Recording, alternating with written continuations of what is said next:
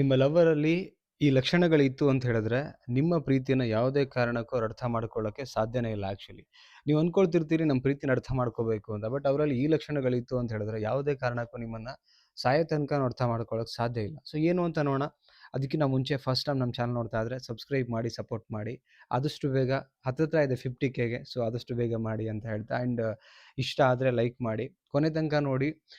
Counselling ಬೇಕು, ನನ್ನ ಜೊತೆ ಮಾತಾಡಬೇಕು, ನಿಮ್ಮ ಬ್ರೇಕಪ್ ಆಗಿದೆ ಅಥವಾ ಡಿಪ್ರೆಷನಿಂದ ಆಚೆ ಬರೋಕ್ಕಾಗ್ತಿಲ್ಲ, ಕನ್ಫ್ಯೂಷನ್ಸ್ ಇದೆ, ರಿಲೇಷನ್‌ಶಿಪ್ಪಲ್ಲಿ ಮಿಸ್‌ಅಂಡರ್‌ಸ್ಟ್ಯಾಂಡಿಂಗ್ ಇದೆ ಅಂತ ಹೇಳಿದ್ರೆ, ಸೊ ಕೌನ್ಸಿಲಿಂಗ್ ತಗೊಳ್ಳಿ. ವೆರಿ ಸ್ಮಾಲ್ ಫೀಸ್ ಇದೆ ಆ್ಯಂಡ್ ಫೀಡ್‌ಬ್ಯಾಕ್ ಕೂಡ ಇರುತ್ತೆ ನಿಮಗೆ ನಮ್ಮ ಕಡೆಯಿಂದ. ಸೊ ಆ ಒಂದು ಚಾರ್ಜಸ್ ಏನಿರುತ್ತೆ, ಸೊ ಪೇ ಮಾಡಿಬಿಟ್ಟು ಅಪಾಯಿಂಟ್ಮೆಂಟ್ ತಗೊಳ್ಬೇಕಾಗತ್ತೆ. ಓಕೆ.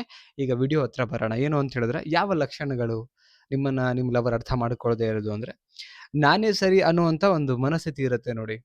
ಸೊ ಆ ಥರದ ಮನಸ್ಥಿತಿ ಇದ್ದಾಗ ಡೆಫಿನೆಟ್ಲಿ ಅವ್ರು ಅರ್ಥ ಮಾಡ್ಕೊಳ್ಳೋಕೆ ಸಾಧ್ಯ. ನೋಡಿ, ನಾನು ಸರಿ, ನೀನು ಸರಿ ಇಲ್ಲ ಅಂತ ಬಂದಾಗ ಇಲ್ಲಿ ಏನಾಗುತ್ತೆ, ಅವ್ರು ಸರಿ ಇದ್ದಾರೆ ಅಂತಂದ ಬಂದಾಗ ನೀವು ಸರಿ ಇಲ್ಲ ಅಂತ ಬಂದಾಗ ನಿಮ್ಮನ್ನ ಅರ್ಥ ಮಾಡ್ಕೊಳ್ಳೋದಿರಲಿ, ನಿಮ್ಮ ಕಡೆ ಅವ್ರ ಮನಸ್ಥಿತಿನ ಹರಿಯೋಕ್ಕೂ ಬಿಡಲ್ಲ ಅವ್ರು ಆ್ಯಕ್ಚುಲಿ. ನೀವು ಜಸ್ಟ್ ಓನ್ಲಿ ಹೆಂಗೆ ಅಂತ ಹೇಳಿದ್ರೆ ಅವ್ರ ಲೈಫಲ್ಲಿ ಇರಬೇಕಾಗಿದ್ದು ಅವ್ರ ಜೊತೆ ಕೆಲಸ ಮಾಡಿಕೊಂಡು ಅವ್ರಿಗೊಂಥರ ಸ್ಲೇವ್ ಗುಲಾಮಂತ್ರ ಇರ್ಬೇಕು, ಗುಲಾಮಂತ್ರ ಇರ್ಬೇಕು ಬಿಟ್ರೆ ಇನ್ನು ಯಾವುದಕ್ಕೂ ನಿಮ್ಮನ್ನು ಕೇರೆ ಮಾಡಲ್ಲ. ಬಿಕಾಸ್ ಅವರೇ ಕರೆಕ್ಟು. ನೀವು ಏನೋ ನೀವು ಕರೆಕ್ಟೇ ಇಲ್ಲ ಅವ್ರ ಪ್ರಕಾರ.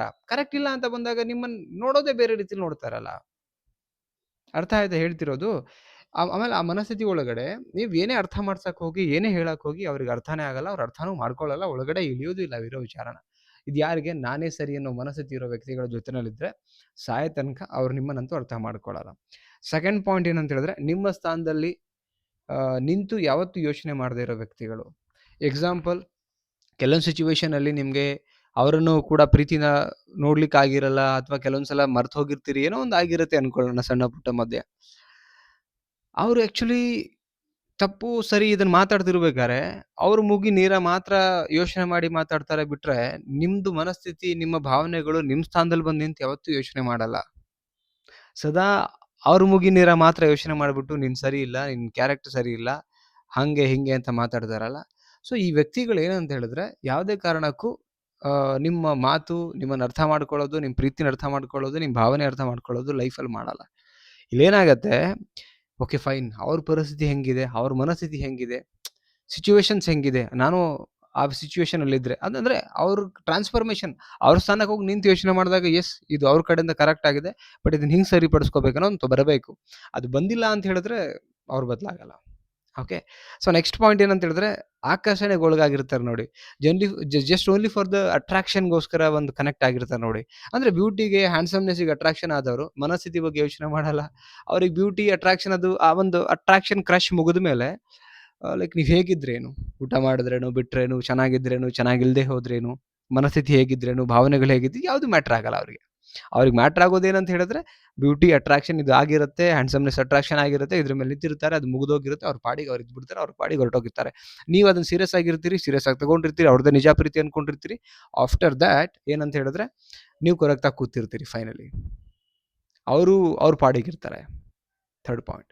ಆ್ಯಂಡ್ ಫೋರ್ತ್ ಪಾಯಿಂಟ್ ಏನಂತ ಹೇಳಿದ್ರೆ, ಸಂಬಂಧವನ್ನು ಅರ್ಥ ಮಾಡ್ಕೊಳ್ಳದೆ ವ್ಯಕ್ತಿ. ಆ್ಯಕ್ಚುಲಿ ಫಸ್ಟ್ ಆಫ್ ಆಲ್ ಈ ರಿಲೇಷನ್ಶಿಪ್ ಏನು, ನಾವು ಯಾಕೆ ಇಬ್ಬರ ಮಧ್ಯ ಪ್ರೀತಿ ಅನ್ನೋದು ಮೂಡ್ತು, ಈ ರಿಲೇಷನ್ಶಿಪ್ನ ಇಂಟೆನ್ಷನ್ ಏನು, ನಮ್ಮ ಬದುಕಿನ ಅರ್ಥ ಏನು, ಜೊತೆಗಿರೋ ಸಂಗಾತಿ, ಲವ್ವರ್ ಇವರೆಷ್ಟು ಇಂಪಾರ್ಟೆಂಟ್ ನಮ್ಮ ಲೈಫಿಗೆ, ನಾವು ಹೇಗೆ ಇರಬೇಕು, ಹೇಗೆ ಹೋಗ್ಬೇಕು, ಹೇಗೆ ಸಾಗಬೇಕು, ಇದು ಯಾವುದು ಅರ್ಥ ಮಾಡ್ಕೊಳ್ತೀರಾ ಇರ್ತಾರೆ ನೋಡಿ. ಸೊ ಈ 4 ಲಕ್ಷಣ ಅವರಲ್ಲಿ ಇತ್ತು ಅಂತ ಹೇಳಿದ್ರೆ 100% ಹೇಳ್ತೀನಿ ನಾನು, ಅವ್ರು ಅರ್ಥನೇ ಮಾಡ್ಕೊಳ್ಳಲ್ಲ ನಿಮ್ಮನ್ನು. ಅಂಥವ್ರೊಟ್ಟಿಗೆ ವಾದ ಮಾಡಿದ್ರೂ ಪ್ರಯೋಜನ ಇಲ್ಲ ಆ್ಯಕ್ಚುಲಿ. ಅವರಾಗಿ ಅರ್ಥ ಮಾಡ್ಕೊಂಡಾಗ ಮಾತ್ರ ನಿಮ್ಮ ಪ್ರೀತಿಗೆ ಅರ್ಥ ಸಿಗುತ್ತೆ, ನಿಮ್ಮ ಭಾವನೆಗಳಿಗೆ ಅರ್ಥ ಸಿಗುತ್ತೆ, ನೀವು ಜೊತೆಗೆ ನಿಲ್ಬೋದು, ಗೆಲ್ಬೋದು ಆ್ಯಂಡ್ ಪ್ರೀತಿಯಿಂದ ಸಾಗಿಸ್ಕೊಂಡು ಆ ಜೀವನ ದಾಂಪತ್ಯನ ಕಳಿಬೋದು. ಆದರೆ ಇದ್ರ ಡೆಡ್ ಏನು ಹೇಳಿದ್ದೀನಿ, ಡೆಡ್ ಅಪೋಸಿಟ್ ಅಂದರೆ ಲೈಕ್ ಎಕ್ಸಾಕ್ಟ್ಲಿ ಇದ್ದರೆ ಅವ್ರು ಯಾವುದೇ ಕಾರಣಕ್ಕೂ ಬದಲಾಗಲ್ಲ. ಓಕೆ ಸ್ನೇಹಿತರೆ, ಈ 4 ಪಾಯಿಂಟ್ ನಿಮಗೇನು ಅನ್ನಿಸ್ತು ಅದನ್ನು ಕಮೆಂಟ್ ಸೆಕ್ಷನಲ್ಲಿ ಕಮೆಂಟ್ ಮಾಡಿ. ಇಷ್ಟ ಆದರೆ ಒಂದು ಲೈಕ್ ಮಾಡಿ ಆ್ಯಂಡ್ ಎಲ್ರಿಗೂ ಶೇರ್ ಮಾಡಿ. ಮತ್ತೊಂದು ಟಾಪಿಕಲ್ಲಿ ಸಿಗ್ತೀನಿ. Thank you so much. Bye.